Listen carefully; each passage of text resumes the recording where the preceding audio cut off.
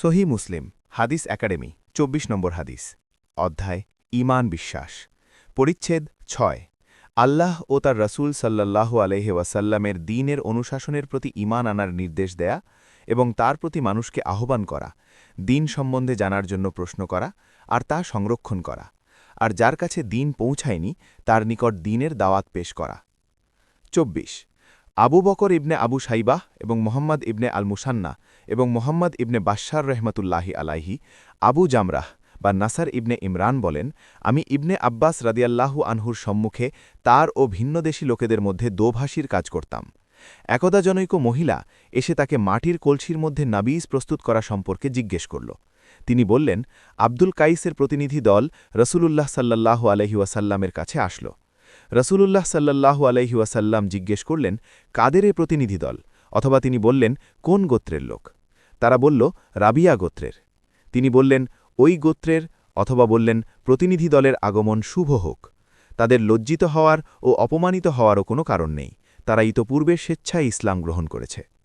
ইবনে আব্বাস রাদিয়াল্লাহু আনহু বলেন এরপর তারা বলল হে আল্লাহর রাসূল আমরা দূর দূরান্ত থেকে সফর করে আপনার কাছে এসেছি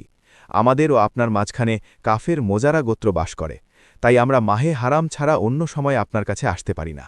আপনি আমাদেরকে সুস্পষ্টভাবে কোনো কাজের কথা বলে দিন যেন আমরা তা আমাদের পশ্চাতের অন্যান্য লোকদের জানিয়ে দিতে পারি এবং সে অনুযায়ী আমল করে আমরা জান্নাতে প্রবেশ করতে পারি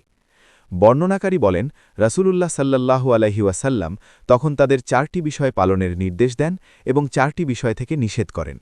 ১ আল্লাহর প্রতি ঈমান আনার নির্দেশ দেন এবং বলেন তোমরা জানো এক আল্লাহর প্রতি ঈমান আনা কি তারা আরজ করল আল্লাহ ও তার রাসূল এ বিষয়ে ভালো জানেন রাসূলুল্লাহ সাল্লাল্লাহু আলাইহি ওয়াসাল্লাম বললেন এই সাক্ষ্য দেয়া যে আল্লাহ ব্যতীত প্রকৃত কোনো ইলাহ নেই এবং মুহাম্মদ সাল্লাল্লাহু আলাইহি ওয়াসাল্লাম আল্লাহর রাসূল আর তোমরা সালাত কায়েম করবে জাকাত দিবে রমজানের সিয়াম পালন করবে এবং গনিমতলব্ধ সামগ্রীর ১/৫ দান করবে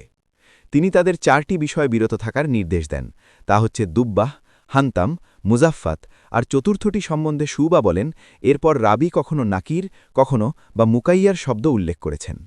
রাসূলুল্লাহ সাল্লাল্লাহু আলাইহি ওয়াসাল্লাম বললেন এসব বিধান হিফাজত করবে এবং যারা আসেনি তাদের তা জানিয়ে দেবে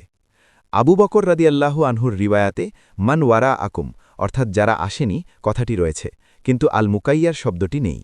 হাদিসের মান সহিহ